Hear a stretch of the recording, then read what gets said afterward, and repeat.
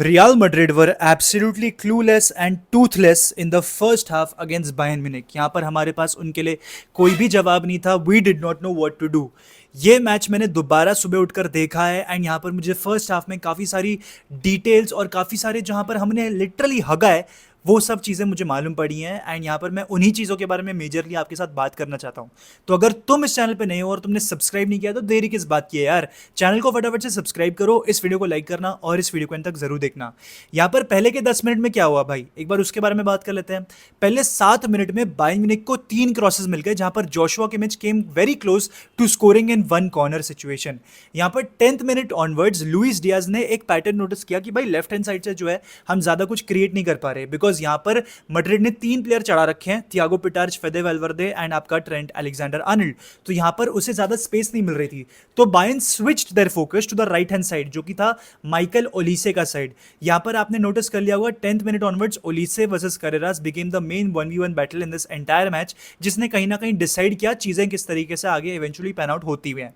तो यहाँ पर ओलिसे बार बार जो है करेरास को वाइड हैंड साइड एरिया में ड्रिफ्ट करवा रहा था, उसको खींच कर लेकर जा रहा था जो कि स्पेस बना रहा था स्टैनिसिच जैसे प्लेयर के लिए to make a proper run inside the box because यहाँ पर मैड्रिड का डिफेंस स्ट्रेच अपार्ट हो गया. Now it makes space for Bayern's opposition Bayern's players to come inside. तो वही किया बायर्न ने भाई, they got their players inside and इसके बाद ओलिसे के लिए क्या ही काम बचता, करेरास को जो है कैसे ना कैसे करके बीट कर दो जो उसने बहुत बार करा मैच में एंड उसके बाद एक क्रॉस डाल दो या फिर कट इनसाइड करके शॉट ले लो because Olise is actually good in both. And उसके अलावा मैंने ओलिसे के बारे में एक चीज नोटिस करी भाई, he is absolutely too good. Olise पता है क्या करता है, वो एंटिसिपेट करता है और वेट करता है उसके सामने वाला डिफेंडर जो है किस तरीके से रन लेने वाला है, क्या समझने वाला है.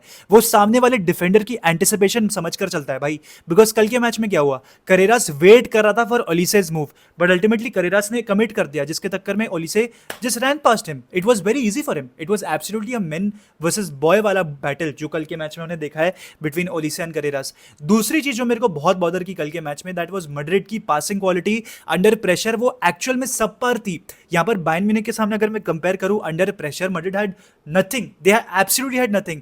यहाँ पर मैड्रिड जो है बार बार उन्हीं एरियाज में पोजीशन लूज कर रही थी जहां पर इट वाज मैटरिंग. यहाँ पर बायर्न म्यूनिख बार बार बॉल रीगेन उन एरियाज में कर रही थी जहां पर रियल मैड्रिड डिसऑर्गेनाइज लग रही थी. यहाँ पर आपको दोनों टीम्स के बारे में ये भी समझना पड़ेगा कि आपको बायर्न म्यूनिख ऑपरेट कर रही थी पोजीशन में, रियल मैड्रिड लो ब्लॉक में बैठी हुई थी. यहाँ पर आपको दोनों ही क्लब्स के बीच में इतना बड़ा डिफरेंस समझ में आ जाएगा in terms of the players they recruit, they pursue and how they complement each other. और जो क्वालिटी ऑफ कोचिंग में भी आपको डिफरेंस दिख रहा था ना वो काफी ज्यादा मैसिव था और क्लियर था. तो यहाँ पर इट इज वेरी एविडेंट कि Bayern Munich is the team जिसने ज्यादा मेहनत करी है, जो कि ज्यादा डिजर्व करती है to go through. Let's face the facts भाई, there is no harm in admitting it because ये सब चीज सच्चाई है भाई, ये चीज फैक्ट है. आप इसको कितना डिनाई करोगे, आप इससे कितना भागोगे.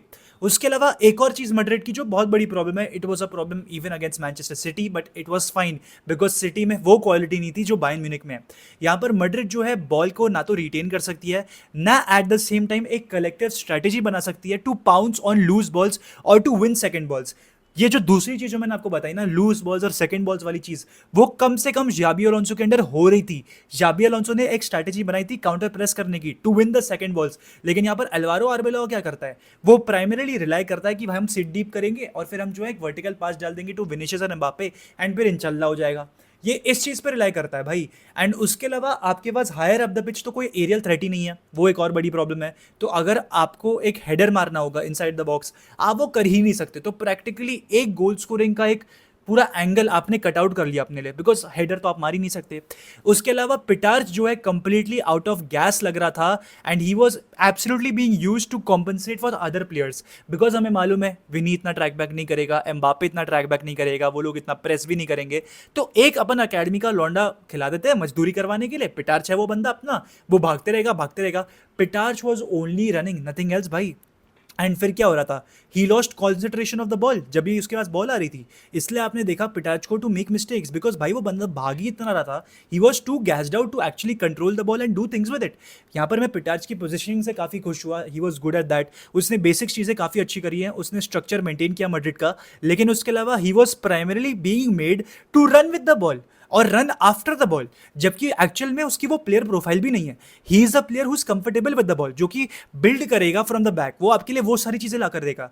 He is not a player जो गधा मजदूरी करे, वो सारी चीजें नहीं कर सकता, वो उससे करवाई जा रही है. It is being forced out of him just so that he can get the first team game time, that is the only reason why. उसके अलावा और कोई रीजन नहीं है यहाँ पे।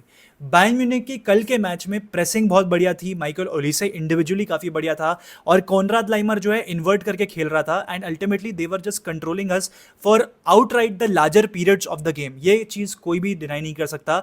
आप उसको स्लो पोजेशन का नाम दे दो, it was absolutely brilliant, you can not deny it. And Madrid ultimately जो है एज यूजुअल मोमेंट्स पे रिलाई कर रही थी, एंड उसके बाद जो है बर्नाबाउ पे आप अपने मोमेंट्स पे कैपिटलाइज नहीं कर पाए हो। यहाँ पर मैड्रिड ने और बायर्न ने eight the same time same amount of shots लिए हैं, और सेम अमाउंट ऑफ शॉट्स जो है ऑन टारगेट भी रहे हैं। यहाँ पर Bayern have got 2 goals, Madrid have only got 1। लेकिन यहाँ पर the difference maker I think was Manuel noir. Manual Neuer ने जो है इतने प्यारे प्यारे सेव्स करे, कोई बंदा उसको देखकर ये नहीं बोलेगा कि ये 40 साल का आदमी है, because he was playing at is absolute prime. 9 saves करे मैनुअल नॉयर ने, जो कि उसके पिछले 5 सीजन्स के टैली से काफ़ी ज़्यादा हाई है।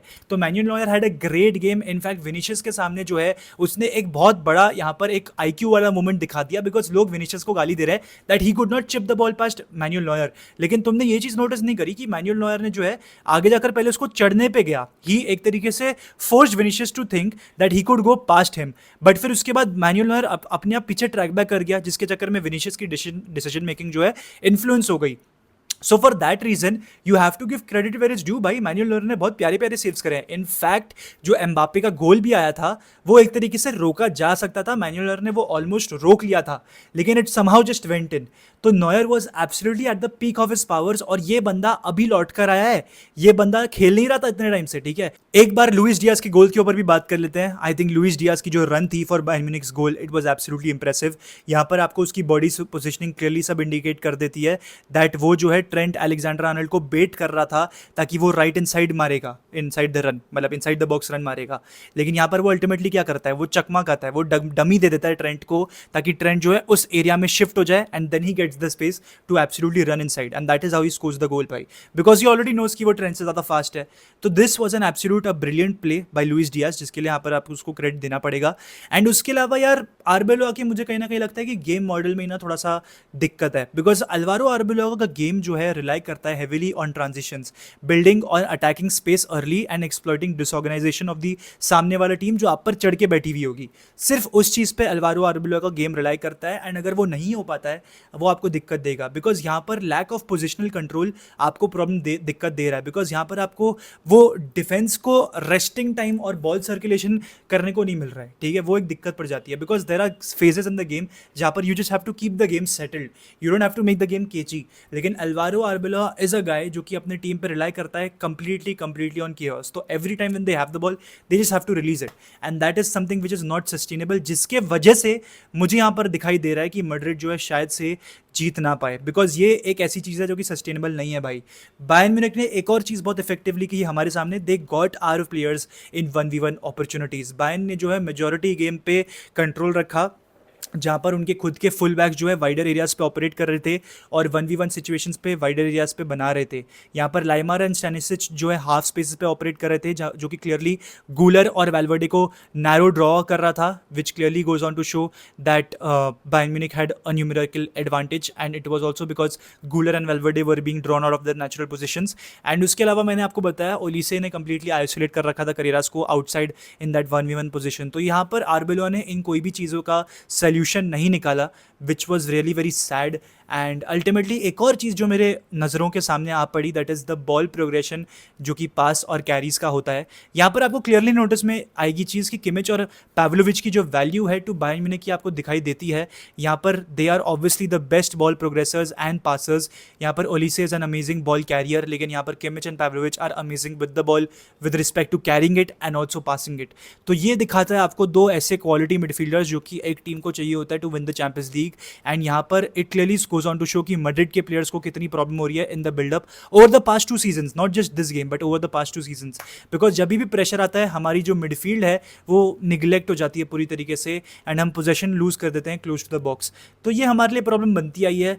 एंड हमारे मतलब मैं पोस्ट मैच प्रेस कॉन्फ्रेंस से एक बात आपको बताना चाहूँगा, दैट इज कि अल्वारो आर्बेला बोलते हैं the fact that Bayern's best player tonight was Manuel Neuer proves that what we can really hurt Bayern.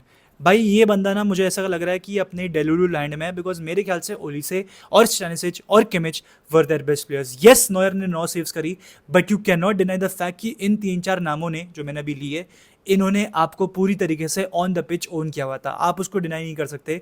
ये होता है एक डेलुलू लैंड में जीना और सोचना कि भाई शायद से मैं म्यूनिक में गेम टर्न अराउंड कर दूंगा, जबकि आप majority passages of the game में आप अपने खुद के ग्राउंड पे कंट्रोल नहीं रख पाए, डोमिनेट नहीं कर पाए, फॉरगेट कंट्रोल, डोमिनेट भी नहीं कर पाए।